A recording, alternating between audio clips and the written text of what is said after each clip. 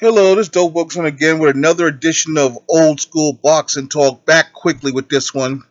Um, the mood struck me to do a video. Last night, my man Kovalev retained his light heavyweight title, beating Anthony Yard. And as I posted, Yard should have took that $1 million step aside money because he was not ready. Yeah, he had a few moments, but at the end of the day, when push came to shove, Anthony Yard was not ready. And it showed late in the fight. Yard tried. Kovalev kept Yard where he wanted him. He controlled the fight. Round 7 and 8, he got Kovalev in some trouble. Kovalev weathered that storm. That was Kovalev's gut check time. When Kovalev had his gut check time, he checked it. He came through his gut check time, and at the end of round 10, you started seeing the beginning of the end. At the end of round 9, actually, Kovalev started tagging Yard a lot more. And in round 10, it was getting closer and closer. And in round 11, took a jab, shotgun jab, dropped Yard, and Yard, when he went down, he wasn't getting up. They didn't even bother counting because he was so exhausted. Here's the thing: Anthony Yard is really muscular, and the best fighters are not really muscle bound. They have elasticity to them. They have a nice physique, but this kid is just a big muscle head, and that doesn't work in boxing. And you see it because he has no endurance. He's a short distance guy, and plus the fact that something else was brought up, and it was funny that I'm listening to a podcast, and it's something that really rings true. A lot of these UK fighters, they're over there in the UK fighting third and fourth tier fighters. And when they step up, a lot of them, they're not ready for the top tier. I think that one of the reasons that I don't like any of the governing bodies or their ranking system is, who have they fought? Who has these guys fought? And a lot of times these guys haven't fought nobody, and then when they fight somebody, they get exposed. Now, Anthony Yard, when he came in there, he had a close little moment there with Kovalev. But at the end of the day, he got exposed. He got shown that he wasn't ready. You're not ready for this. This is not where you're not on this level. Now, what I want to see is, does Anthony Yard and his people start coming over to the States and get some work with some of these fighters here in the States? Come to some of these American gyms and put that work in. See, that's what happens with a lot of these fighters. Anthony Joshua's another one. They keep him over there to the UK. They give him these sparring partners that let him beat the shit out of them that won't expose your weaknesses. Listen to me. As a fighter, one of the things you do in sparring is you learn your strengths and your weaknesses. And if you as a fighter are afraid to learn your weaknesses, you're not going to last very long. You have to know your weaknesses, and you learn your weaknesses in the gym. It's better to learn your weaknesses in the gym than learning in a fight. You learn those weaknesses in the gym so now you can work on that weakness, strengthen or finding ways to hide it. If your trainer learns, you learn, and you move on. If you don't learn it in the gym, you're going to learn it the hard way, like Yard did in a fight. And that's unfortunate, because had he had proper training, these UK guys, look, not to toot the old horn of the U.S., but the best fighters in the world are here in the U.S. The best gyms are here. The best trainers are here. We do this shit. And after us, it's Mexico. So if these UK guys are going to learn something, either come over here or go to Mexico. We know what the fuck we're doing. We know how to fight. The U.S., the Americans, and the Mexicans, we know how to fucking fight. We do this shit. We do this. So these kids from UK, if you don't want to come to America, you go to a Mexican gym. Go to a gym in Mexico. Get in those gyms and find out what you're good at. Spar against the very best. It's not about you worried about, I'll get my ass beat in the gym and it'll be on social media. Okay. Well, then ban cell phones from your gym. The point is, it's better to learn in the gym than it is to learn in a fight. And that's what Anthony Yard unfortunately did. He learned in a fight that he was not on this level, that he had a lot of holes in his game that needed to be patched. He did not know how to. Kovalev used his jab. His trainer is inexperienced because his trainer didn't know what to tell him. The trainer had no idea. A lot of these guys, I have a problem with a lot of these trainers. A lot of these guys that are trainers don't know what the fuck to tell a fighter when he's in a fight because they ain't never been in a fight. A lot of these guys, the Yard's trainer didn't know what to tell him. He didn't know what to tell him to do. Kovalev's leading him around with that jab, stick the jab, working with the jab. Yard's trainer could not tell him how to counter that, how to get inside that. How to get Kovalev, how to throw his own jab to take the rhythm of Kovalev's jab off. His trainer had no idea. And while his trainer had no idea, Buddy McGirt is constantly changing up Kovalev. We're going to throw this jab this time, we're going to throw that jab this time. Jab, and Buddy McGirt is constantly changing up the levels on this guy. Kovalev's jab is changing. They're jabbing to the shoulders, jabbing to the muscles of his arm, jabbing to the stomach. The jab's coming, and you can see that. And Kovalev has a damn good jab, but Yard's trainer had no idea how to help his fighter get inside.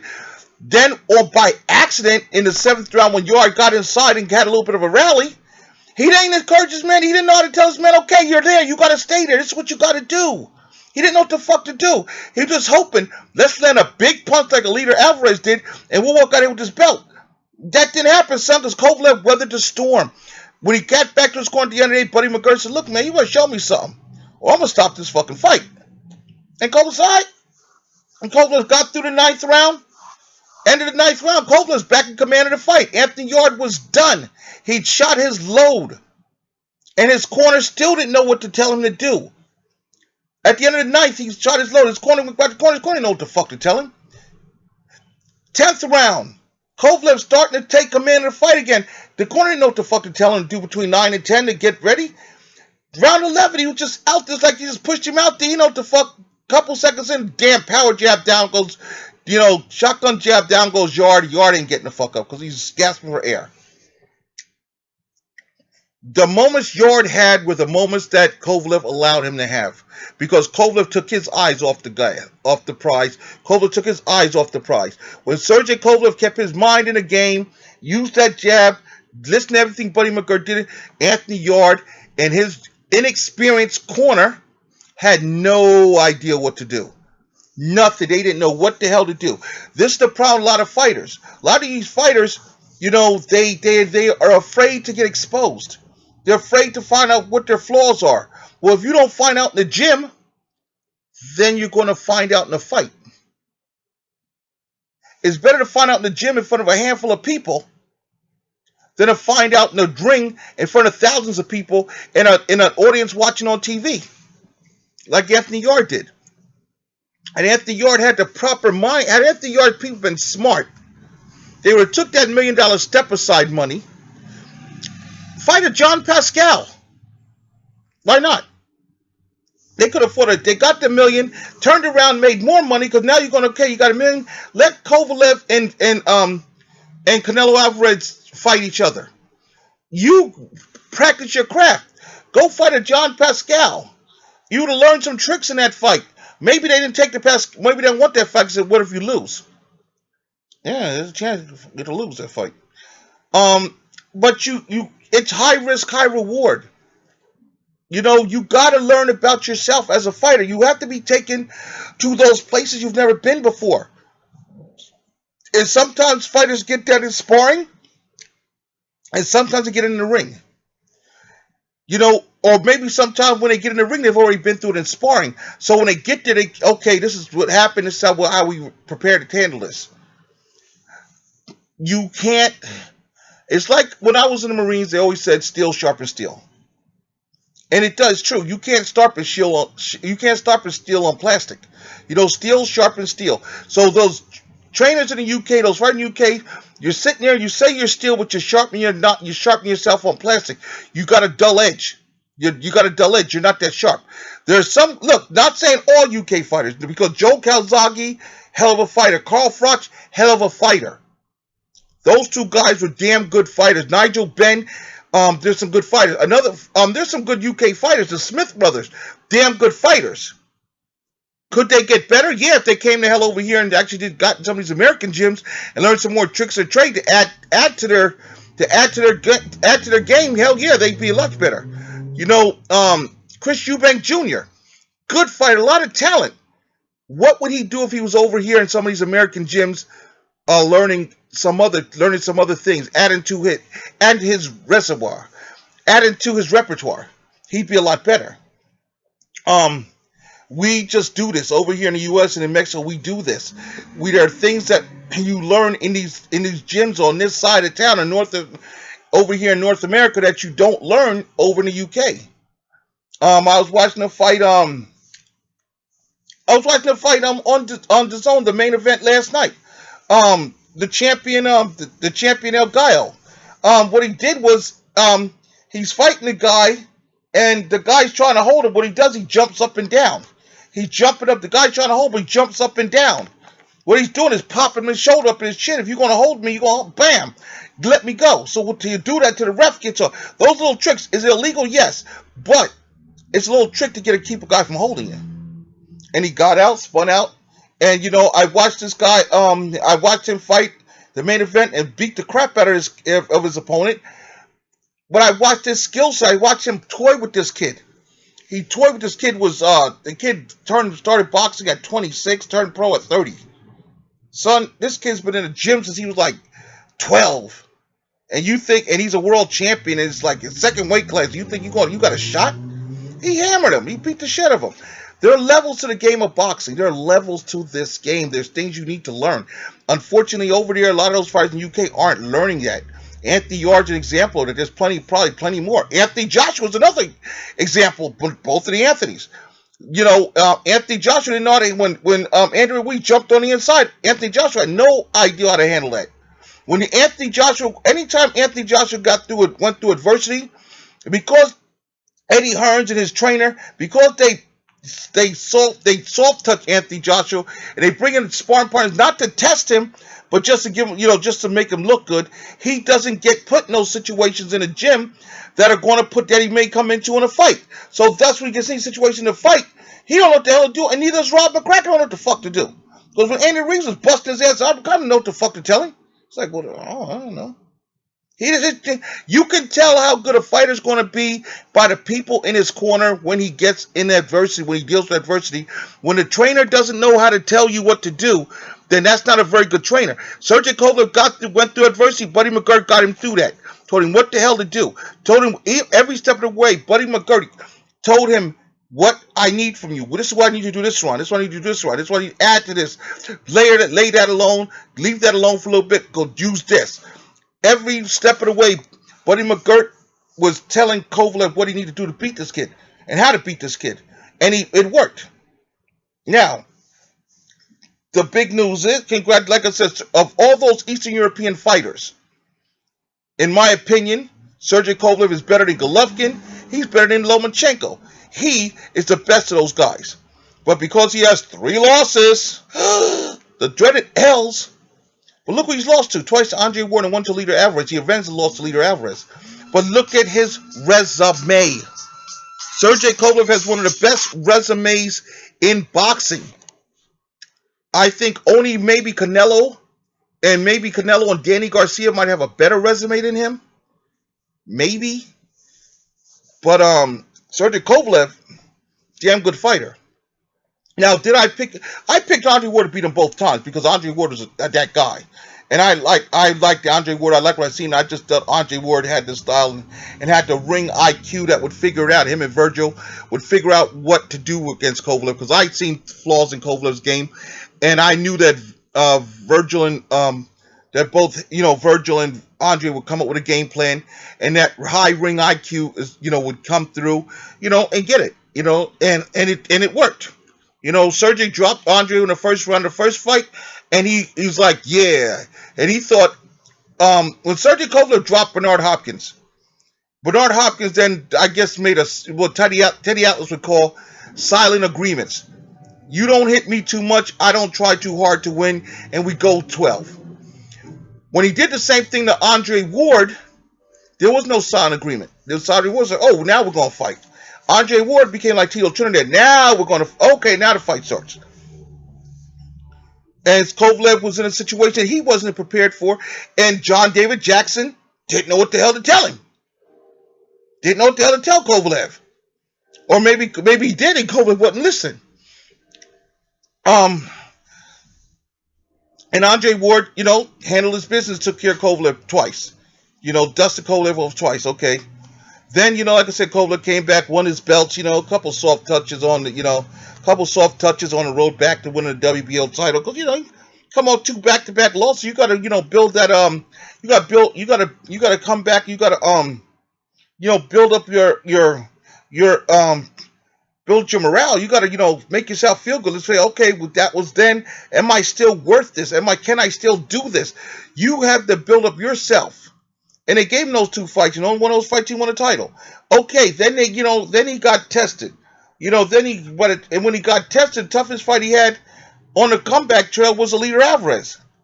And Alida Alvarez knocked him out. Okay, now what are we gonna do? Well, John David Jackson's out, and we're gonna bring in Buddy McGirt. And they get ready for the rematch, and lo and behold, Buddy McGirt gets Sergio Kovalev to do the one thing he can do that doesn't have to do. They didn't like to do was box. Because see, fighters that can punch sometimes get so in love with their power. Tommy Hearns had this problem. Tommy Hearns is a brilliant boxer. Tommy Hearns could box his ass off. But Tommy Hearns also had that knockout drop. And sometimes fighters get enamored with that knockout drop that they figure they get so used to hitting somebody, they watch them go, they figure it's going to happen all the time. And they leave those natural abilities they have behind. Buddy McGirt reminded Sergey Kovalev, you can box. This is what we're going to do. You got one of the best damn jabs in boxing. We're going to use that. Everything in boxing starts with a jab. And you have a damn good jab. So now we're going to use that jab. Now we're going to educate that jab. Now we're going to get you to use that. And he did. And Sergey Kovalev outboxed Alida Alvarez easily. I don't know if Alvarez, I think I gave Alida Alvarez maybe 2 rounds. Maybe 2, maybe 1. I don't know. But I know it wasn't close. I know Kovalev won at least 10 rounds. Of the 12, Kovalev won at least 10 of the 12. Maybe I could have won 11-1. I don't know. 11-1, yeah. The point of the matter is Buddy McGirt brought Kovalev back to doing what Kovalev does best. That's what he can do best. That's box. And let him understand that you're not the same young crusher now. You're an older guy. So we're going to have to work different ways to set up that shot. And behind to set that right hand up is that jab. And I can see Buddy McGirt adding little things to Kovalev. And I can see Kovalev actually listening to Buddy McGirt. So the talk about Kovalev being difficult to train, he didn't listen to this guy. Well, apparently he's listening to Buddy McGirt because, he got through that one last night. And he looked better against Alvarez the second time than he did the first time. So, Kovalev at 36 figured if I'm going to do this, I better listen to what these people that know what the fuck they're talking about. And, get through this. Now the talk is Kovalev is on to Kovalev versus Canelo. And, interesting fight. I don't have a problem with this fight so much because it's a good matchup. But what I have a problem with is not with Kovalev. I have a problem with Canelo. You have all these fights at 160 pounds that you could have, but yet you choose because of your ego or whatever to jump up to 175 and try to win a belt there. That belt at 168 is a bogus bullshit belt. But of course, in today's era of boxing, they'll count that shit. So, which I think is bogus. So now, you're going to sit there. You're going to jump up to 175 and fight Kovalev. And I bet you're thinking it's sweet. You're thinking Kovalev's food. You said, I'm going to get in the ring. I'm going to break those ribs down. I'm going to bust him up. A lot of people are going that way. It could very well happen. Sport of boxing could happen. Do not be surprised if Sergey Kovalev stops Canelo. Don't be surprised. Because Canelo's style, for what Buddy McGirt has Canelo doing, for what Buddy McGirt has Kovalev doing now, Canelo's coming in. Canelo's style is made for that. Yes, Canelo has good Canelo has good upper body movement. Okay. But you're going to hit the jab here, hit you here with a jab, hit you here with a jab. All I got to do is touch you with that jab, because then once I get to touch you with the jab, I can touch you everything else. Then, when you get inside, I'm going to start popping the uppercut. Taller man, I'm going to hit you with the uppercut. I can see Kovalev just busting Canelo up, because a bigger man now. It depends. Does Kovalev get to be Kovalev, or do they whore themselves out? And Golden Bitch asks for, well, we need you to come in at, it's got to be at 172. You can't weigh no more than 172. And yeah, you got to come 172. You can't hydrate more than up 10 pounds. You can't hydrate more than 3 pounds. So you can't come in no more than 175 pounds. And you got to do this, you got to do that. You got to wear 20-ounce gloves. You got to fight one hand behind your back. Unless, because look, they told me to give this man $10 million. Now look, Kovalev, I'm going to tell Kovalev the same thing I would have advised Marvin Hagler to do. Fuck that. If Marvin Hagler had not agreed to 1, 3 less rounds, 2, 10-ounce gloves, and 3, a 24-inch ring. But each one of those came with $3 million. So Marvin Hagler took that $3 million, and guess what? They took your belt from you, Marvin. So I'm going to say the same to Kovalev. Don't whore yourself out for the extra money. Don't do it. You're a champion. You go in there, you say, it's this light heavyweight title, you want to fight, this is what we're fighting at. 175 is the weight limit. We're not doing any special side deals. No, we're not doing no rehydration clause. You let the challenger comes, the challenger champion becomes a champion. You want to fight, this is it. This is how we doing this. We're not giving you none of these concessions. We're not giving all these no, because we're not going to drain ourselves. Because honestly, Kovalev is barely making 175 pounds. Kovalev should be at a cruiserweight. On the real, Sergey Kovalev should be at cruiserweight a couple years ago. He's trying to kill himself to make 175 pounds. The man should have been at cruiserweight. But he stays at light heavyweight because I guess he figures there's no money at cruiserweight, which, maybe not. And, there's money at light heavyweight, which is, but I don't want to see him get ass raped and turn around and have Canelo and Oscar bend him over and steal his title, because that's what they're going to do if he allows it. And Kathy Duval will could get her commission. Well, you're going to walk out with $10 million, Sergey. So, we can always, Canelo's not going to keep the belt. We can always win the belt back. And we'll be a 4-time champion. We'll be a 4-time. No. Why sell your soul? You don't have to do all that. Canelo needs you right now. Canelo shit the bed. He needs this fight with you to justify not fighting on Mexican Independence Day, to justify to his fan base, to justify the zone. Canelo needs this fight right now. Come as you are. You're a small guy. You want a big fight? I don't think Boo Boo Andre's doing anything. I think he could be ready to fight November. You want a big fight? I don't think Jamel Charlo's doing anything. I'm sure Charlo's be ready to fight in November. There's always Golovkin, who the zone is just begging you where to suck your dick to fight Golovkin again. And Golovkin's going to go out there. It's kind of convenient how you tell Golovkin, go get a belt and I'll fight you. And then you give up, but then Golden Boy, or you or Golden Boy, give up the IBF belt so Golovkin can go grab a belt and not have to fight Demetrius Andrade. And I still say Andrade and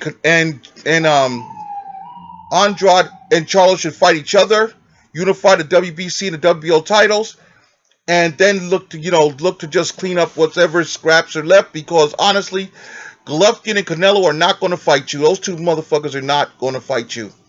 For Canelo, it's just not worth it to him. It's high risk, low reward.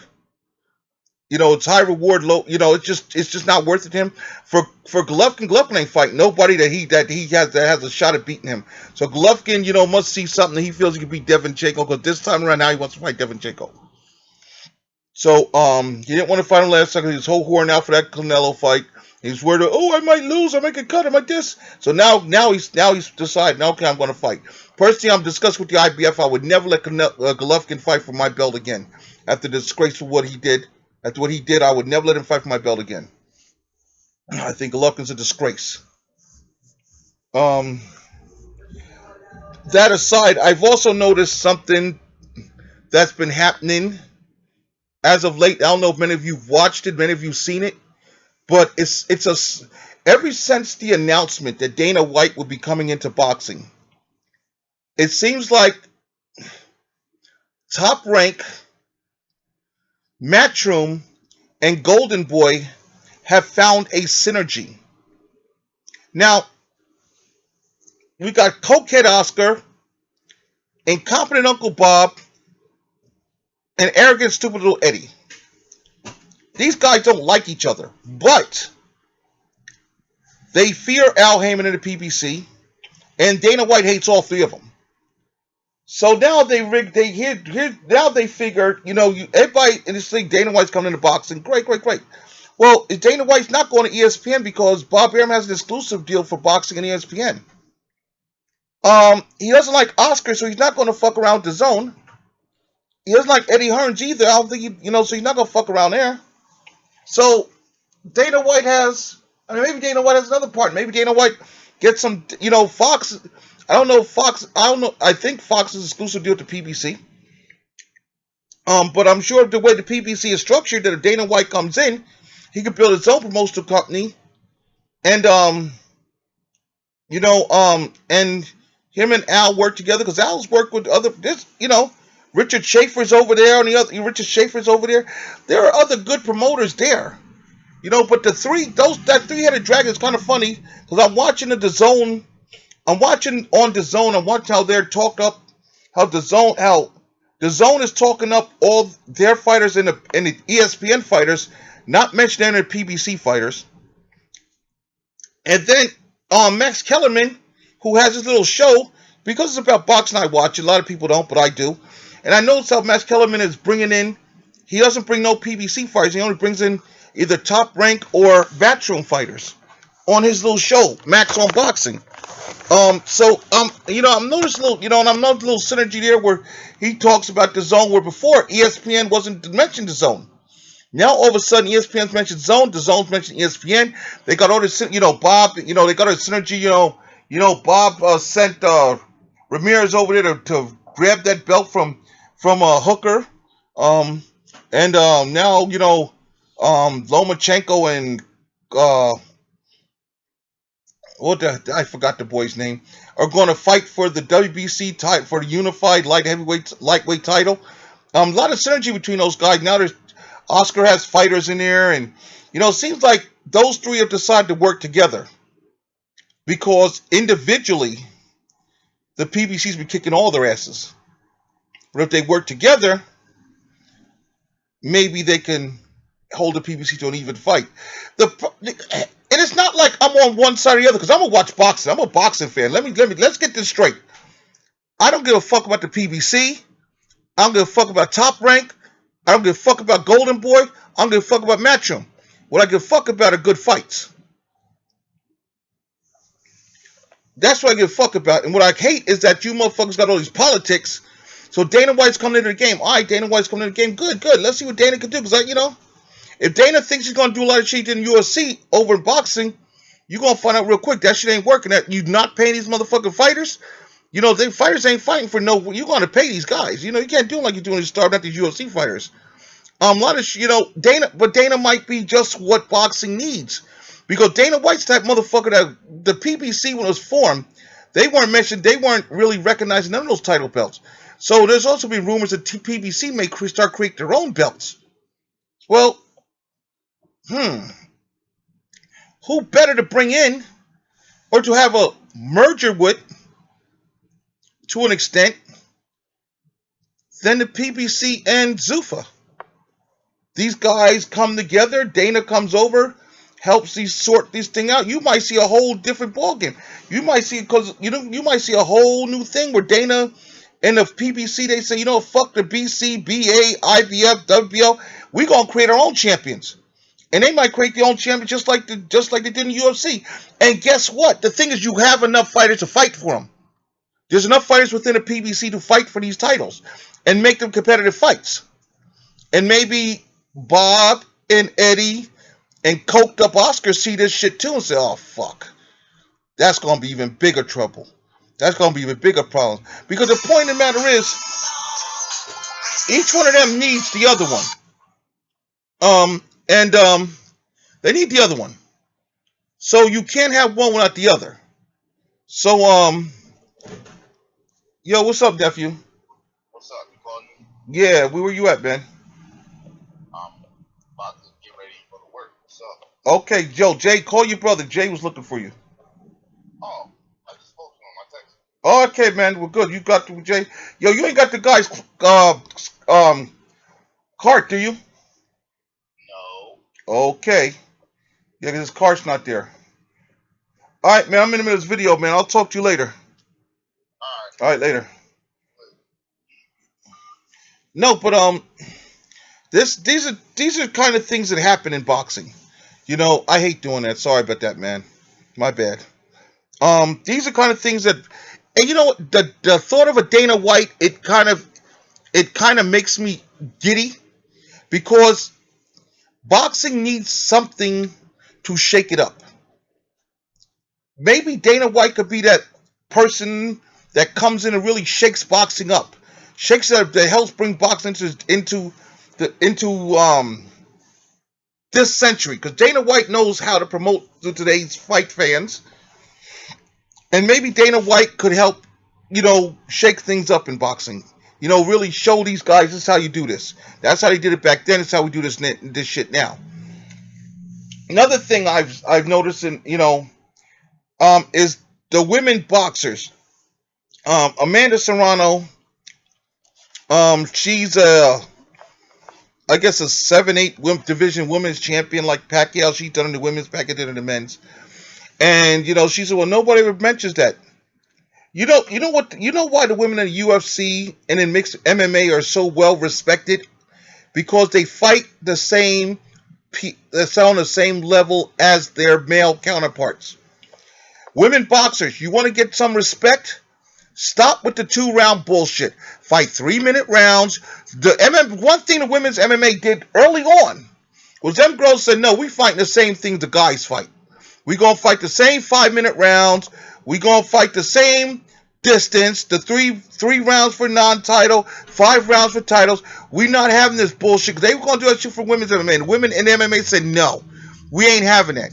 I have not seen Clarissa Shields, Katie Taylor, or any of these top none of these top women demand that we fight 3-minute rounds, that we fight the same 12 rounds for our championships. We fight 3-minute rounds. That we wear the 8 and 10 ounce gloves. We do the same thing the men do. I have not seen the women boxing, and that's why women's boxing is not considered as high as women's MMA. That's why women's MMA has come in and taken the fuck off. Because while women's boxing is still this cutie little, women's MMA came in and hit the ground running, and they was like, no, we don't want no handouts. We gonna share, we can rumble. Women's boxing, they're comfortable in their 2-minute rounds. Until women's boxing says we want the same thing as the men and be on the same par, we're gonna fight 3-minute rounds. We're gonna fight 12-round title fights. Until women's boxing does what women's MMA did, women's boxing is not gonna be taken that seriously. It's just not. And women's MMA, they didn't get respect because they asked for it. They got respect because they demanded it. They came out and said, we're going to do the same thing the guys do, and we're going to show you that we can do this. Women's boxing is like, okay, women's boxing is like children. We can be seen and not heard. And that's what the fuck women's boxing is. And until they step it up, Katie Taylor, Clarissa Shields, the other chick that's supposed to be the big deal. Until the top women in women's boxing step it up, and say, no, we want 3-minute rounds. And they go and they demand 3-minute rounds, 12-round title fights, unfortunately. They want to be treated the same rules to apply to them that apply to men until women's boxing starts doing that. Sorry, guys, y'all just ain't gonna be taken serious. And y'all could have as many little superstars as you want, but the women MMA will always outdraw women's boxing because women's MMA, them girls be doing it, and they ain't asking they ain't no shortcuts. They fight the same length as the men. They showing their good damn fights. Sometimes the women on those cards outdo the men. But women's boxing, you guys have gotten so lazy and so stuck in you're in your little lane and you're afraid to move out of your lane. That's why you're not in. You're just like considered a sideshow. Oh, they had a women's fight on. Oh, how cute. How that's why women's boxing is like, oh, so and so showed a women's fight, a women's boxing match. How cute. And women's MMA is going strong. They showing that shit like it's nothing. Women in MMA are headlining major cards. Women in boxing are lucky to be on a card. Ladies, step your game up. Stop with this 2-round bullshit. Step your game up, ladies. Don't ask for respect. Don't ask for the title. Take the title. Um, and that's all. But that's for the women. I hope someone in women's boxing, someone understands, pass it on to women's boxing. Until you start doing the same thing the men doing, you're going to be considered a joke. Women's MMA, they knew that, and the girls that knew that, the girls early on knew that. Gina Carano and the rest of them girls, they like, no, we gonna fight the threes. We gonna fight and they started that shit in Strike Force, and it took off. They started that shit right there in Strike Force. And Elite XC just took that shit right there, took off. And the women been fighting the same damn things all across the board. Bellator, UFC, no matter what MMA promotion, the women fight the same thing as the men. And that shit started because them girls in Strikeforce like, no, we don't want that bullshit. We don't want no little half this. No, we want the same thing as the men got. And they had enough courage to let the women do it. And they did it, and it's shit. Women's MMA took off. I mean, made Gina Carano a star, made Ronda Rousey a star. And we've seen oh my God, Amanda Nunez is a fighter. You know, so I'm looking for now there's talk that her and Carissa Shields may make some kind of little deal to one fight in boxing, one fight in MMA. That'd be interesting. I'd like to see Amanda Nunez in a boxing ring. I think that'd be real interesting. What I would advise Amanda Nunez to do is to have a fight first, have a couple fights first, get herself her foot wet in boxes. One thing to do it in the gyms, one thing to do it in an audience, but to have yourself, get yourself in the ring, get yourself accustomed to the fact you're going to wear shoes now. Get yourself accustomed to that, and the weight of the gloves. I think that's what bothers a lot of MMA fighters is the weight of the gloves. Because you wear those smaller gloves, and you wear the boxing glove with your 8 or 10 ounces, and they compensate. You got to get used to that. Usually, guys walk in, you got your tape foot. You're not wearing now. You got to wear boxing shoes. You got to put on. There's a little bit. It's a little bit more weight on you. Than you're used to. Between the gloves, and now you got to wear shoes. Where UFC, you're barefoot. And in boxing you're not. And the bigger gloves in boxing, as opposed to smaller gloves. So there's some things I would advise Amanda Nunez get used to, punching in boxing gloves in an actual fight, not doing it in a gym. Because doing it in a fucking gym is whatever, but doing it in an actual fight, getting a fight, have a fight or two, and get used to it and say, okay, just rub out this, just say smooth, smooth out the rough edges a little bit. But yeah, the new thing that I've noticed, like I said, the new synergy between Golden Boy, Matchroom, and Top Rank. I want to see how long it lasts. That's what I want to see. How long does it last? Because honestly, those three need each other because they don't have anybody. You know, um,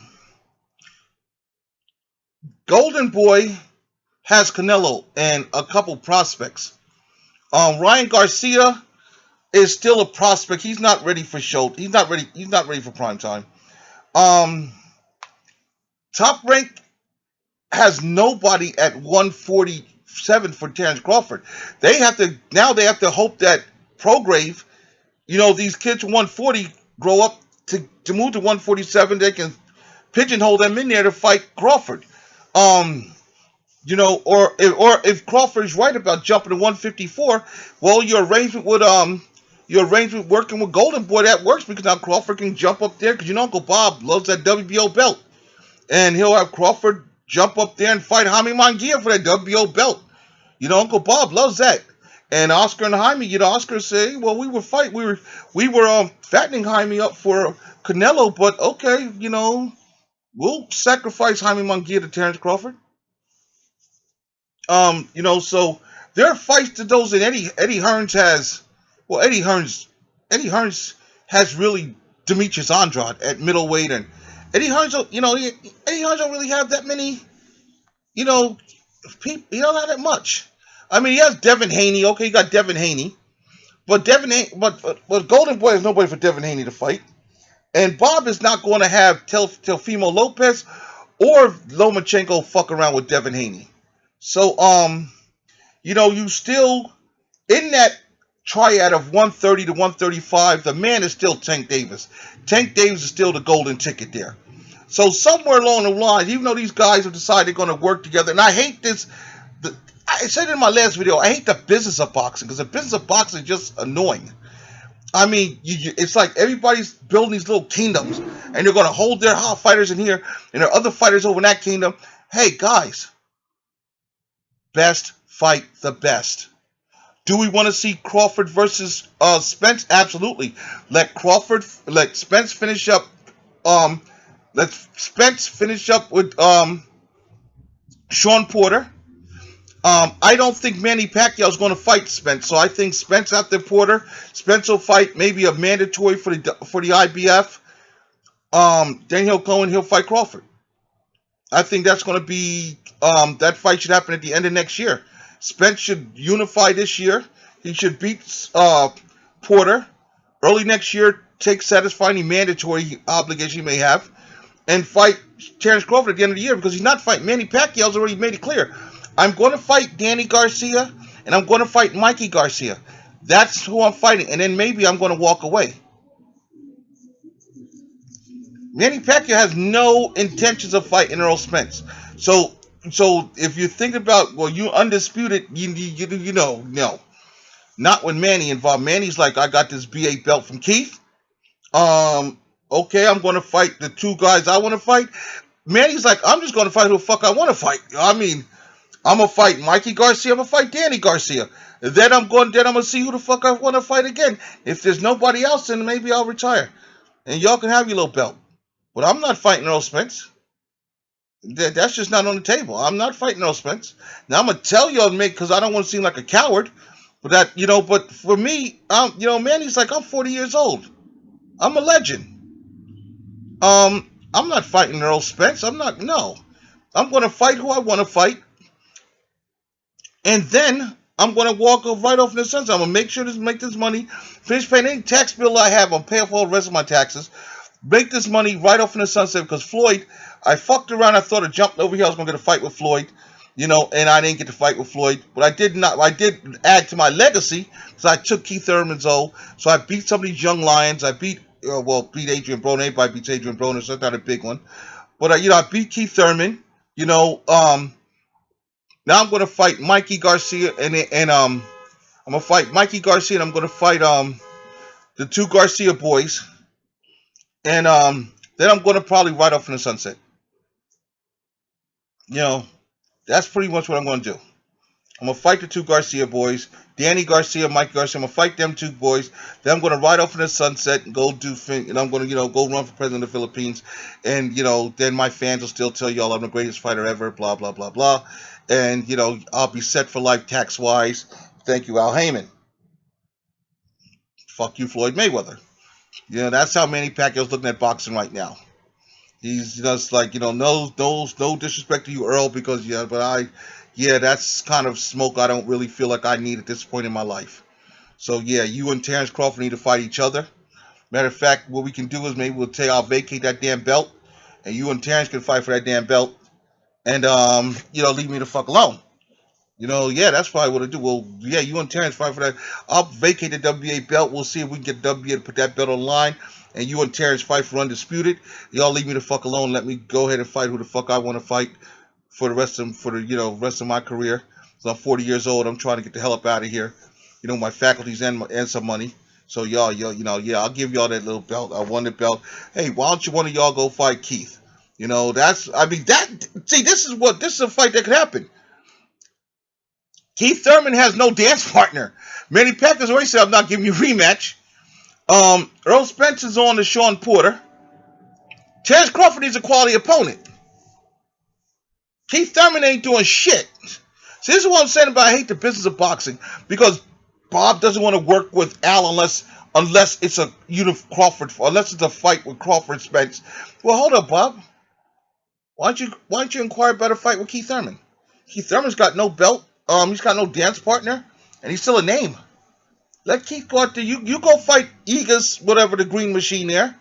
Let Keith get his ass back in the ring. See what Keith's got, something, and maybe we do that. Do that next year. You go finish your thing this year, while Earl's doing his thing. So this is what I also hate. Back in the day, they would the two fighters before they would to build up a big fight, they'd have them both on the same card. Like when Leonard fought Tommy Hearns, Tommy Hearns fought some kid, Jorge Baez, and Leonard fought Ayub Kaluli, won the 154-pound title from Ayub Kaluli. But they won the same card in Houston.